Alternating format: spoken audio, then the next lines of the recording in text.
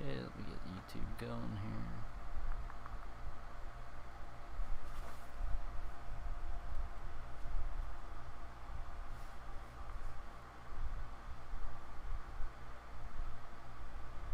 Make sure it's up.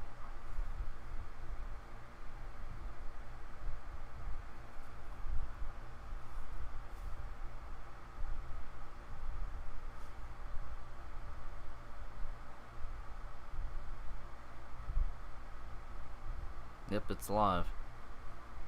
So what was this thing you were saving? No, you're saving something. What the fuck? Hey, you said you didn't want to talk about it. You're gonna wait till it starts. Oh, it wasn't anything super important, dude. Oh, don't start like that. Ah. It was about the Tesla bot. Did you see that thing with Elon Musk? No, I didn't. What, dude? He's proposed the concept of creating a Tesla robot that's pretty humanoid, 5'8", can deadlift to what, like around 200 pounds or so, and it can hold what, like 10, 15 pounds, like outstretched. It's actually really interesting, the concept. Like, wait, you didn't see anything about that? No, I didn't. I don't have Tesla stock. Oh, well, I don't have Tesla stock either, but like, I keep up with it because it comes up in my recommended. Did you really, dude? That is actually really cool. I mean, but then he like kind of pranked everybody at the beginning, because he brought out like what people thought was a real Tesla bot, but it was just some dude in like a suit that looked like the Tesla bot. Yeah. And he started doing like Fortnite dances and shit. Yeah. That's pretty rad. It was the fucking stupidest way to start it, but it was awesome. Yeah. But what happened was, he proposed this idea, and apparently it should be a real thing in the next few years. I don't know how they're gonna pull that off, considering what Boston Dynamics is doing, and the way that their robots look and how they perform. I I don't know how he's gonna like pull it off in terms of how small, well, relatively small that robot is for what it should be able to do. I mean, again, look at Boston Dynamics robots. They can do quite a lot. They're bipedal, but they're very large. Not large in terms of like height, but also in terms of width, and most likely, as far as I know, weight. Compared to an average human, it's they did a lot to get it to even look relatively similar. So I have no idea what the Tesla bot's gonna be like. I'm surprised you didn't know about it. Like, that's what I was gonna ask you about. Well, honestly, I wouldn't put it past him. The man privatized space travel. About that too, yeah. I don't know how that's gonna work. Ever since the issue with Bezos and the SpaceX deal, it's been really weird. Because remember, Jeff Bezos is retired now. Yeah. Yeah, but like now he's kind of just throwing shade at Elon Musk, and Elon Musk is just throwing more shit back, and it's really all over the place. So it's just, there's a lot happening in terms of pettiness, especially just right through Twitter, because that's kind of where all this happens. And I don't know. I don't know what's gonna happen with space. Speaking of that, though, just I'd say in the next 20 years or so, we might start seeing like space visiting applications, or not applications. I shouldn't say it like that. Ability to visit space as just a regular civilian. Yeah, in our But lifetime for sure. yeah, but I I don't mean, know. Yeah. like this is the whole. I don't get political or nothing, but you know we've been funding NASA for what, like half a century, and Yeah. it takes Elon Musk to create a reusable rocket. Like one man did it himself. Hmm. I think it's Well, great. They're going, like, making going to space by themselves. I don't know. The reason why I don't know how to feel about all this, because obviously it's not something that really involves me as a person. But my whole point of view on this is this really something that's going to be widely available, or is it going to be the same concept of it's only going to be a select few people? And I'm not talking like, oh, like just rich people or anything. I mean, like, in general, just, is this going to be something that anybody can do, or would it just pose a problem? That's the whole issue with this. And a lot of people already start talking about the concerns of what happens to our atmosphere with re-entry multiple times, and just it seems quite complicated. That's why I can't really comment too much about it. I can't say for certain I know everything or understand everything about this concept. It's just that it's such a new thing, and with anything new, it's experimental. There's nothing defined of it. It's all in a weird state where and nothing is stable whatsoever. It still needs to get some sort of foothold, and guess this is the start of building that foundation. But it's a really rocky foundation for space travel. Not to mention the whole concept of going straight to Mars and creating the civilization, which again I do believe we will do that at some point. We will, but the question I have is it going to happen in our lifetime? You know? I mean, uh, this is a very very big step. Like somebody can fund space travel by themselves. Mm-hmm. Yeah. So I mean, like Oh, just that was it. yeah, but I mean just think about that for a minute. A private citizen made a rocket like and went to space themselves. I guess if you put it like that, yeah, it's pretty You're insane echoing. sounding. Am I Yeah.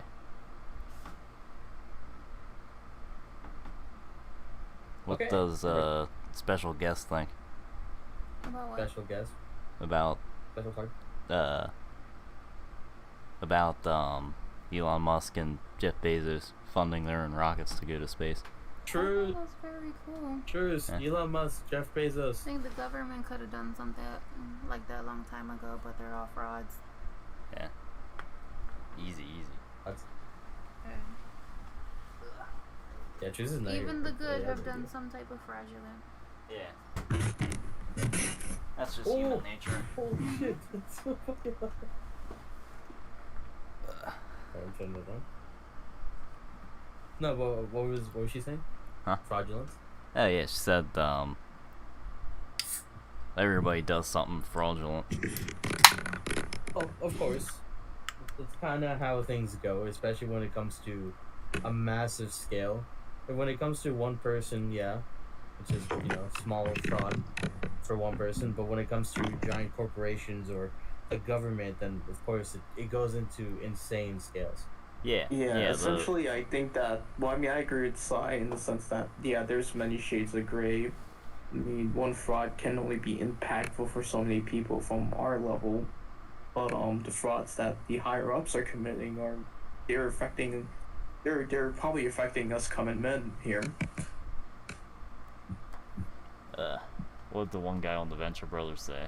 As soon as there's 3 people on the planet, 2 of them created a conspiracy against one.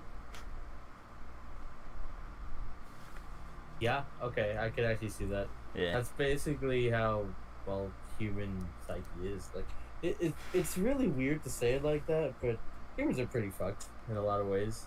It's not something that someone had, like, for example, for me, I don't have to keep saying that. Everyone knows that, just genuinely. It's like common sense at this point. There's always when there's multiple people, if it's just you and someone else one on one, it's different. But when there's other people at play with many different personalities, many different ways of life, many different views on life, things get dicey. And especially it's like the concept of playing telephone, where you say one thing to somebody and by the time it comes back around it just completely changes. It is what it is when it comes to mixing around with people. And that's where a lot of that fraud happens, I'd say, because people try to change words and change situations into their favor. I mean, that's what happens, like, in the higher up area. And I call it area because it really is just its own little thing. It's something that is so distant, for example, for a regular civilian, that it just doesn't even sound like it's a thing. It sounds so ridiculous to say it like this. But that's just how it works. It's just that one thing changes into another due to someone trying to get the upper hand in the situation.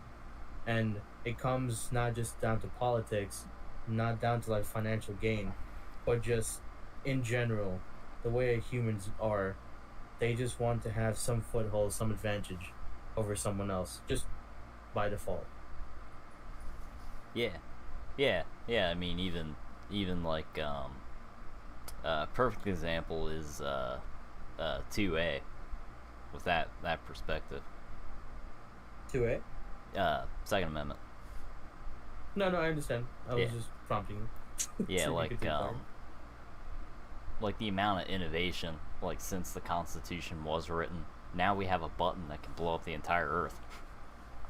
That's That's true. that's a pretty far leap from a piece of wood with a metal pipe that takes 2 minutes to reload.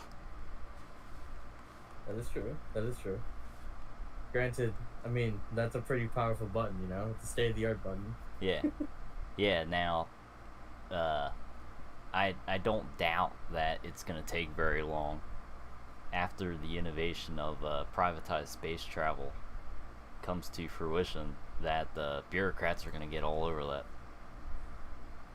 It's gonna be so weird.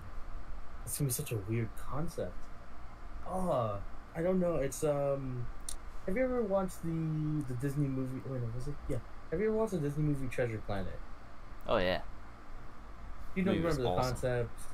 Yeah, it was space pirates or spacefarers. It's like adventuring into the stars. You know, but it's a fairly common, like not the movie itself, but it's a fairly common idea of venturing out into space, having your own ship, or just going to explore on your own. Like it's the same idea of the maiden voyage of where people started to expand across the world back in the day, many hundreds of years ago, and to do that, of course, you cross over to the oceans. You have to get to other parts of land on Earth. It's the same concept of going from Earth to another planet, another moon that yeah, would be nearby. Anything like that. It's just that it's such a weird concept for me to understand. Not because it doesn't make sense, it makes sense. It's just that I can't fathom that it'll happen while I'm still alive. You know what I mean? It doesn't feel real. The fact that this is actually the beginning of that. The idea of being able to allow any civilian just to pay for a ticket to go visit space, or the idea that soon people would go to a one-way trip to Mars to try to start putting down a proper foothold into that new area is insane to me. I just can't imagine it. Not that I don't believe it. It's just that it's just something I can't physically grasp. Like it's wild to me. You know what I mean? yeah. Well, I mean, think about like we're gonna say we'll say 1600s, right? Uh, Hmm. um, somebody builds a boat, right, and says, "I'm gonna go that way and start a settlement." And think about, because long distance travel at that time was by boat. That was a big feat to take on, to construct this large thing that floats, make sure it'll float and stay floating, and then go off to a distant island somewhere, and then build a settlement. Now, granted, building a settlement on Mars isn't gonna be like building a house on Earth, of course, but just that would have been like a real far out concept back then. And now look at us now. You can buy a private island for a couple million. Actually, yeah, that's a great way to put it. The fact that you're able to even do that is it again. That's still something insane, but that's a lot more attainable, relatively to you know, relative to going to Mars and establishing a colony, and then creating a inhabitable area for humans. It's a weird thing from buying an island or going to Mars. It's not something I ever thought about. At least being alive to see something like that. It's just probably what people thought when they saw the first, like when they saw the moon landing, when they were alive and they watched the first astronauts, land on the moon and take the first step and place the flag. Like it must have been insane. It must have been like, holy shit, we actually made it. I'm alive to see that this historic moment has passed. This is an actual moment in history that has happened, and like it's just this is the pinnacle of humankind at that point. This is just the fact that we made it that far. Because if relatively looking at it like this, the moon is incredibly far away from the Earth. If you think about it. Yeah, of If course. I remember, do you remember how far away it is exactly?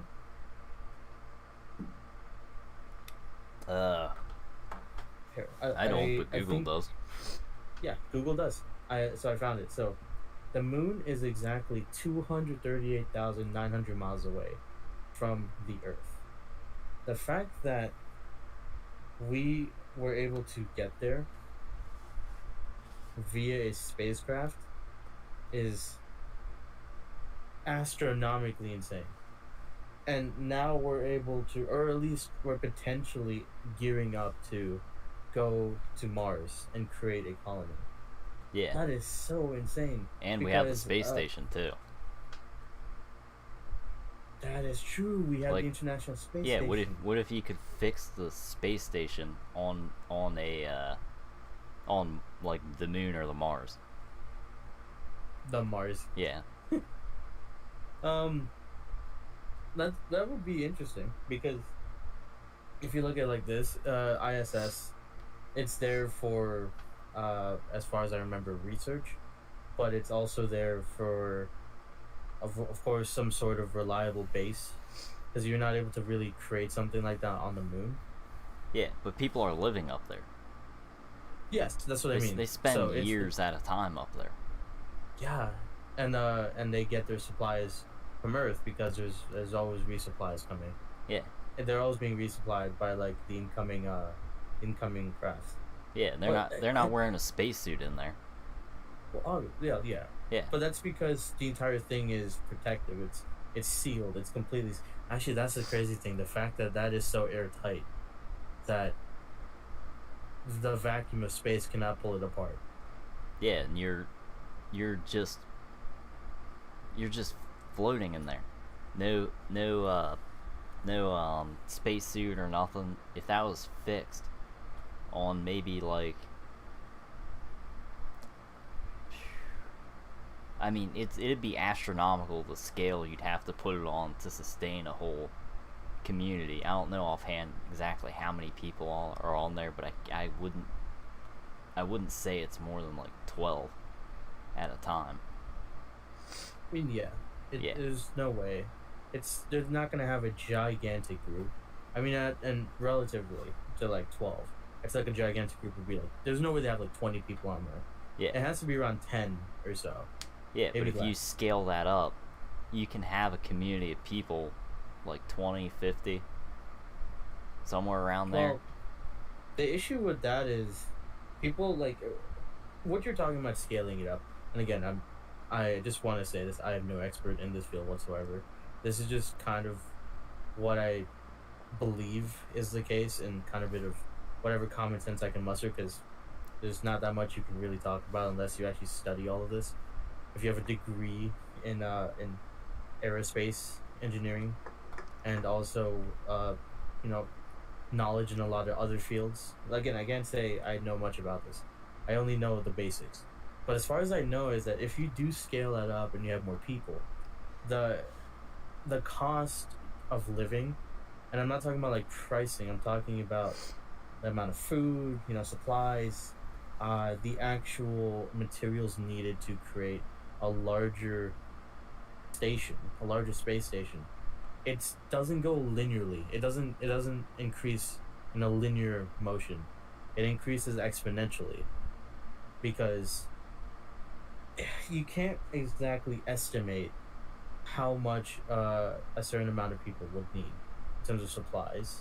Not not to say that obviously they're not doing that. Of course, they have an estimation, but what I mean is, once you start to scale it up, it changes the in terms of like what they need. So it's always going to be different with more and more people. Again, when it, as I kind of already said, I don't want to I don't want to have to keep repeating myself, because then it doesn't make sense to backtrack. Yeah. It's gonna change exponentially. It's gonna increase exponentially. The cost of materials, the amount of materials needed, the supplies needed, how many humans are able to actually succeed being there at a certain amount of time. It's gonna be really interesting. But back to the whole thing. Just speaking in general of the space station, that is insane in of itself. Considering I remember they built it, of course, on Earth, and then they had to test it in 0G conditions, and then when they launched it, it was just ride or die. You kind of go full send, and you see what happens. That's the only real way to do it, anyways. I don't know. It's weird to think about it. That landed on the moon. Now we have the International Space Station, and the moon's little around 240,000 miles away. But now we want to go to Mars, and we want to create a system there that humans are able to live on. And the Mars in general, compared to where the moon is so much further away. It is so much further away. You think 240,000 miles away sounds far? When you look at Mars, it is 244 million miles away. Oh yeah. Well, it's the last stop. Yeah. 244 million, 500,000 miles away or so. Like, almost exact. It's around there, as far as I remember. Or, because that would be the current distance of where we are right now. The minimum distance from the Earth to Mars, as we cycle around the sun, it's 33.9 million miles. Currently, like I said, we're 244 million miles away. Like in our exact location here, and then when it closes the gap, it's 33.9. But the thing is, 33 million, nearly 34 million, is fucking insane. That is insane. I don't know if we'll make it. Not to say we'll never make it. I just don't know if we'll make it in our lifetime. I'm sure. I'm pretty confident. I'd bet in our lifetime. I don't know, man. I know you're good at gambling, but I don't know. What do you think? What? You think we'll have a base on the moon or Mars in our lifetime? Maybe. Yeah. How hard a maybe is that? 20, 30 years, maybe.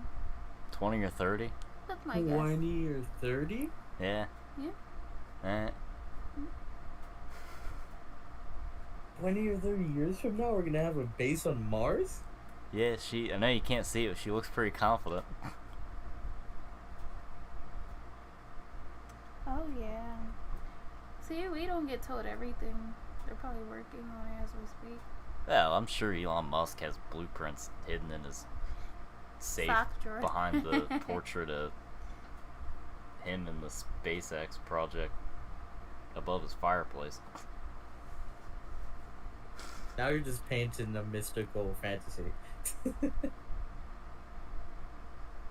Next thing you're gonna tell me is he's spread out in front of the fireplace in his boxers. I actually pictured him in a robe like Hugh Hefner with a pipe. Oh, I can see that. And he's sitting in like a couch with like a bearskin on the rug. I can almost see that, yeah. No, but again, back to the whole thing. I don't know. I know I keep saying that, but I really don't know. I mean, you're right. It's not that hard to fathom it at the point we're at now. It's not that. It's I understand that where for example, our technology is advancing, again, not in a linear fashion, but exponentially. I'm sure eventually within the next few decades we'd be able to have some concept or some sort of technology that would be able to create some sort of like a base on the moon. But I don't know about going to Mars around like while I'm still alive. I and not to mention, just thinking about it, how would that work in terms of transporting humans? That's the small problem I have with just this concept. Because currently, well, when I say currently, right now, our technology, uh, as far as I know, I'll look it up. I will Google it instead of just saying random things. How long would it take to get to Mars? Well, let's focus on the moon right now. Mars, they're still probing Mars. They are, but I'm just talking about Mars because it's just no, because you told me that she said that 20 to 30 years, right? Yeah. However, that you asked her the moon or Mars. 20, 30 years. So in 30 years, we should have a base on the Mars. Right? Just thinking. Confidently said too. Wait, what? I didn't hear anything. Which do you think would come first, base on Mars or the base on the moon? I don't know. That's kind of a hard one. Probably on Mars. Why Mars? Seems more stable. But the moon's closer. Yeah. She's but right the though. moon's always moving around and stuff, so I think Mars. Wait, no, that's not the answer. What? No, wait. The moon doesn't move. You are. The moon doesn't move. No, the moon does move. my The God. moon Yeah, it moves. does. It does, but that's not the thing. In terms of stability, she's completely right. Yeah. Because as far as I remember, there's a reason why the moon is filled with craters. Yeah, There because is we there's jackasses no keep landing shit all over it. No, that's not. That's not. Yeah, no, we're using that shit for target practice. Yeah. No, fuck, dude. No, but they, no, it's they- because it's. Go ahead. yeah, they said that at one point Mars did have an atmosphere and everything. Correct. Yeah, I don't understand completely. I forgot about that. Yeah. So Mars still has an atmosphere, but the moon doesn't. Yeah, but I mean That's like a cool. life-sustaining atmosphere. Oh, that's what you're talking about. Yeah. Right. Okay. No, I know exactly. Okay. Now we're on the same page. Yeah, that like makes a lot they more found sense. like fossils or something on there. Well, not fossils. I thought they found ice caps. Yeah, that's probably it. Yeah, they found like frozen ice. Yeah. So there would have had to be oxygen Wait, to enrich the. I'm so dumb. I just read frozen ice. Frozen water. Yeah. Frozen water. Yeah, Wait, no, but that would say that there had to be oxygen to Yeah. bond to the hydrogen. yeah, Yeah. that's exactly it. And not just that. So when it comes to again the whole concept of whether it be the moon or Mars, the moon. The reason why there's so many craters is, just compared to like the Earth, the moon, as far as I know, doesn't have an atmosphere, in which like any sort of projectiles like asteroids or any sort of like things coming from space would burn up by the time it hits the actual surface of the moon. It just goes straight because there's no real atmosphere. But Yeah. for example, with Earth, there is quite a few layers in our atmosphere, and by the time it even like enters about a quarter of the way, it's like burned up by now. Yeah. So, yeah. So that is actually the big difference. Mars still has an atmosphere. It's protected for the most part because it does burn up its projectiles. As far as I know, again, I can't say I know everything about this. I know basic knowledge of this, but that's why it does make more sense to create a base there. But the issue is, and again, I just looked it up. Just want to make sure. So, if you were to go at 300 million miles, from it says about, the trip at max at 300 million miles away, trip to the Mars would take 7 months. It takes about 7 months, it says. This is from mars.nasa.gov, their official site. It would take about 7 months to get there. Just taking the fact that as long as there are adjustments to the flight path, and to make sure the speed and direction are best for travel. But again, it will still take 7 months. And as far as I know, I don't think we have the ability to last 7 months in space, going there, and then, well, most likely not returning. Yeah, but I mean, like, let's think back to when humans made like the first canoe, and you see that island about 500 yards out. Yeah, I'm gonna paddle to that. And then they started building massive boats, and then they're like, I think there's a continent out there. Let's go see. That's what's exciting about privatizing space travel. That is true.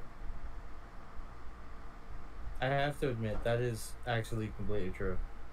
It always starts from something small. I mean, again, that's not the thing I'm talking about. And I agree with the fact that it'll happen, but I don't think it'll happen while I'm alive. I don't think so.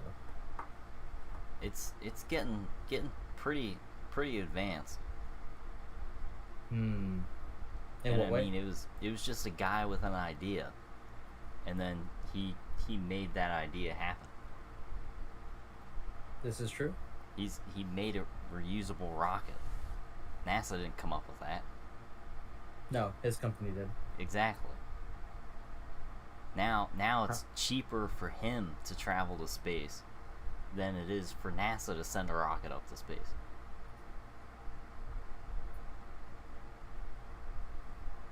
I don't know. Again, and I think that's probably going to be the theme for tonight with me saying I don't know over and over. It's because this concept is just. I mean, Okay, what can it's you- real what can wild you to tell think me? about. No, like, what can you tell me, like, legitimately? What can you tell me that would just at least give me an idea of how we'd be able to make it in the next 20 to 30 years?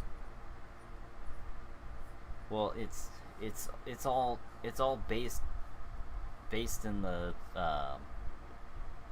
privatization of it. I mean, this, like, you have NASA. That's a big entity. That's it's a government organization. You know, they say, hey, we want to probe Mars for water, send a moon rover up. Now their time and money goes into that. Then you have a guy that says, I'm gonna go up, by myself, just do it. And, well, what if we can make a reusable rocket? They weren't told to research that, but now this guy wants to do it, and he did it.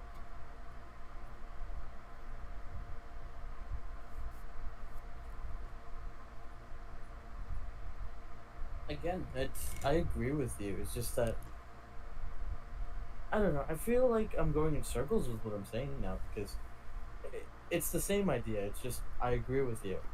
It's just I don't know how it's gonna happen. Obviously I don't know. I will never say I'm smart enough to ever understand how someone would create such an idea. I never came up with the idea.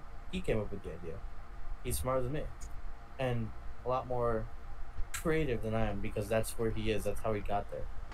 But my whole understanding of this is kind of skewed, I'd say, because it just doesn't sound doable. The reason being is, and let's just talk about Elon Musk for example. He's said quite a lot of things. If I remember properly, what was the first few things? Oh, one of the main things. Have you heard of Neuralink? Remember Neuralink? Yes. So his idea would be in the next 5 to 10 years, funny enough. It should be almost, if not, like, complete where he'd want it to be. But the thing is, there's really no signs of that showing up anytime soon. And not to say it's not going to happen. The first concept is pretty promising. It's supposed to help disabled victims. Actually, no, I shouldn't say that.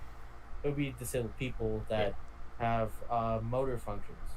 or that are not efficient for what they need. Basically, it's people that would have problems with like moving their hands, or they're just not steady. It's a very specific thing that they are hoping to help with, and it's a great concept. It's a great idea of attaching, or actually inserting electrodes into a person's brain to help bridge the gaps that are found with time as it passes. Because as you get older, your brain doesn't function the same way anymore as when you were younger, and it's just a fact of life. So it's just the concept of trying to bridge the problems that are created over time, and just like that, and just like a lot of things he has promised for his cars, and it's been pushed year after year back. And of course, it still happens. It still comes to fruition. There's still a result. He does come out with the product. It's just that it takes a lot longer than what he would originally promise. So that's what I mean. If even though that this is promising, even though that this concept of creating a base or being able to colonize Mars at a certain time, even though he says this, or a lot of people say it's gonna happen around this time, I don't believe it will, because it's only wishful thinking. It is miraculous case scenario, not even best case scenario. If you have someone working basically 20 hours a day trying to get there, it's slim. It's a slim chance it'll happen in the next 20 years. But it's still something to be hopeful for. It's still something that people would want to be like, hey, this is going to happen. In the next 20 years, we're going to be on Mars. People are going to be on Mars, and they're going to try to create a base for future humans to live. Yeah. And it's just, I don't think it's going to happen.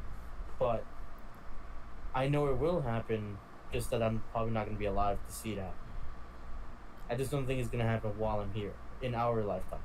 That's the key word here, in our lifetime. So not in the next 20 years.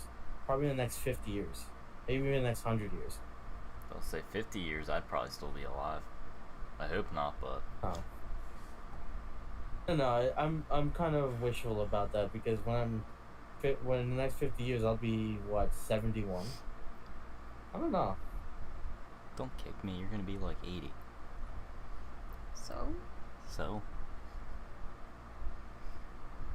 you see my You're gonna be grandfather. I don't 80. want to live to be 70.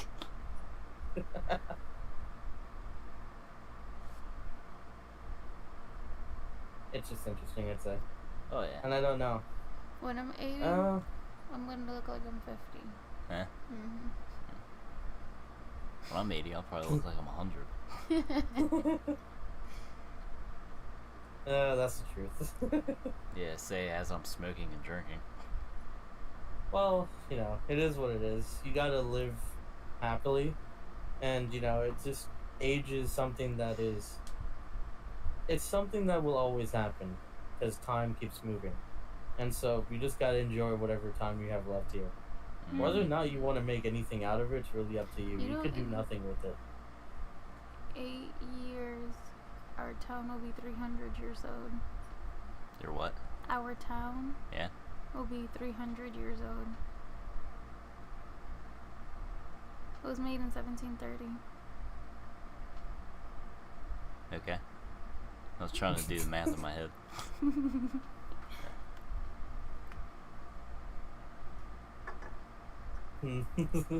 Anyways, I say that's probably where that topic ends. Next Yeah. topic. Pick something. So I got hustled. Okay, perfect. Right? Continue. Yeah. So I got that stick that I was telling you about from the Philippines. Yeah, the guy you said he was like really good, and he's like super detailed. And No, all the good things it about wasn't him. from him, but it was a key from the Philippines. They all work with hand tools still. Yeah. But yeah, I got the thing. It don't look that great, but I wanted to take it to Marion Court to test it out. So I go in there, I sit down, they like just opened. This is a night place, so usually people don't start coming in playing pool till probably around 7 or so. So I'm there at 5, and it's around 6 o'clock. I had like 2 beers. I got my cues in the bag hanging on the back of my seat, and a tall guy with dreadlocks comes in, and he walks past the bar. Bartender's like, can I help you with, you want a drink or something? And the guy's like, I'm just looking around. And he goes over to, we have gambling machines here in Pennsylvania now. So he goes to one of them, puts a 5 in it, spends probably about 20 to 30 minutes at this machine. And it don't take you 20 or 30 minutes to blow through $5 on one of them. I noticed he kept looking over at me. So he leaves the machine, goes directly to the pool table, and he looks at me and he's like, "Hey, are you a pool player?" And I said, I play a little, you know.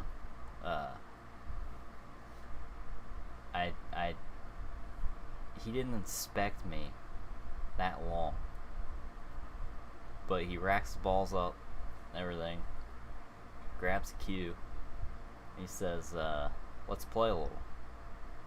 I'm like, alright. So I get up, start undoing my cues and everything, and he comes over and he's like, we're not at the YMCA or Boys and Girls Club. And I said, I don't bet money here. They don't allow gambling. I'm not going to bet you money here. And he said, no. So we'll go for a beer. So I'm like, alright. I'm cold on the table. I haven't shot a ball probably like a week and a half. So play a game, then play another, and I noticed that he is slightly ahead of me both of these games. I'm down 2 beers, whatever. So we play 4 more, and he wins every game. And I tell him, hey, I'm gonna go out for a smoke. So we both go out. He lights a cigarette and take my vape out, start smoking. I look over at him. I'm like, so how long did you do the road for? he looks over at me like, real confused. And I'm like, come on, you can tell me. And he's like, well, he said, I've been doing the road for about 20 years. Holy shit. And he said, somebody told me that this was a good place to play pool. And I'm like, oh shit, the word's out. Like, this guy came in looking for me, specifically. And then, wait, that's not good. I mean, I played him back down to a 6-pack, so it was okay. It was really nice to see somebody that actually knew how to play, because it's a really crappy table. The felt's all worn out. It should have been changed probably 3 months after they put the table in, and there's a blood stain on the table. Blood stain on the table? Yeah, somebody got punched in the nose and fell on it. Is Right. that what happened? Huh? That's what happened? That's what it looks like, right? Mm-hmm. Yeah, somebody probably got punched in the nose and fell on this table. Well, this guy, he can draw the cue ball from one corner pocket the whole way up table to the other corner pocket. And that's about, that's so cool. what is it, like a 6-foot table? Just about. So I'd say that's a good 6.5 feet. He can draw this thing on that shitty felt.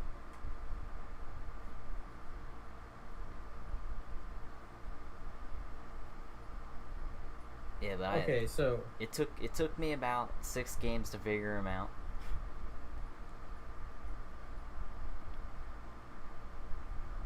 So wait, what happened after you called him out on that? I didn't call him out. No, I just asked him a question.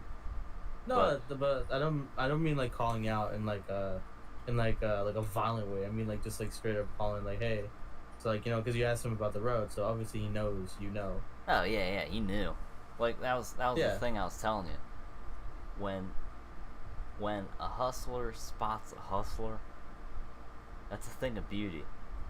Because whoever figures it out first has the upper hand. It And does make for a better story. Yeah, I knew his angle after about 6 games. Because as I started warming up, he didn't. In his stroke and everything, I could tell that he was already there. The second he got on that table. Hmm. Like I knew something was up. Did you ever figure out how he knew though? Like to go there? I know a guy that probably told him. I'll ask him about it next time. Yes, that's I- weird though. That's Yeah, that's I won. not great. I won plenty of beers. Well, as long as nobody like starts shit or tries to play for money, that's fine. Hmm. Hmm. So I have a question. So would this have any problem in terms of, would you have to go somewhere else, or can you keep playing there? Well, I'm gonna be more vigilant. That's for sure. Yeah. I'm Six- sure you will. Six Coronas aren't cheap. But I don't know. It's just this is the first time, because this is the first time you ever like told me about a situation where someone like seeks you out specifically. Yeah, that was So this is the wild. really funny part.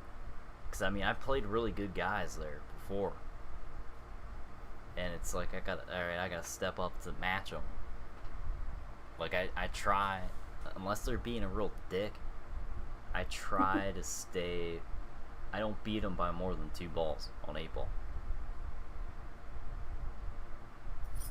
Okay. Now we did the last game that I played him down for a beer. I sunk the 8 by mistake, like out of turn, and I told him, he like gave me a look, and I'm like, the 10's still on the table. How about we get a rack of 9 ball with what's left? So we had like.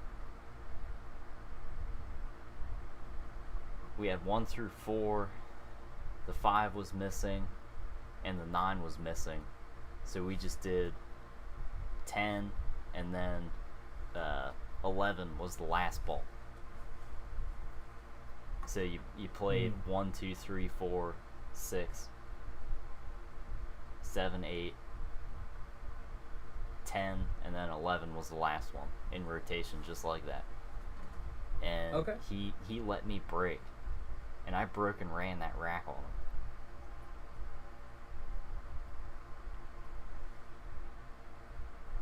And then he started laughing.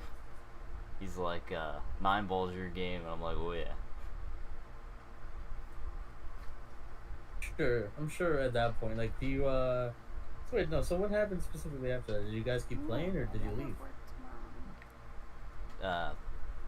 Well, after that, I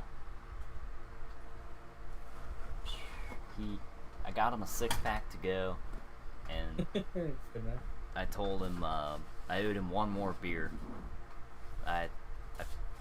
He was up. I beat him like the last 4 games, and I told him, since I said I like you a lot. While I'm drinking here, every time I see you're running low, I'll get you another beer. So I ended up getting him 2 more beers then. Because he said, we'll just call it even at the 6-pack. Okay. That's actually a fair place that you go with that. Yeah, but a kid came in then with his own cue stick and everything. Just Oh, like fancy. me. Yeah. Yeah. Yeah, and he's like, he comes in and he's like, sees me with my stick. He's like, hey, do you want to play some pool? And I'm like, I had won the game, but I told him, oh, I just lost. So it's this guy's table. So he's like, alright, I'll play him. And he sees him, like, drinking beer. And he's like, alright, man, I see you're a little drunk. I've been drinking all day, too. So, let's play for a beer, the kid said. So they start going at it, playing for beer. And I see this guy dogging balls, like missing the pocket just by a hair, but setting it up like in the pocket each time. And I was laughing so hard I had to go into the bathroom because I was laughing too hard. Like watching the guy play, and he's just sitting there looking at me grinning.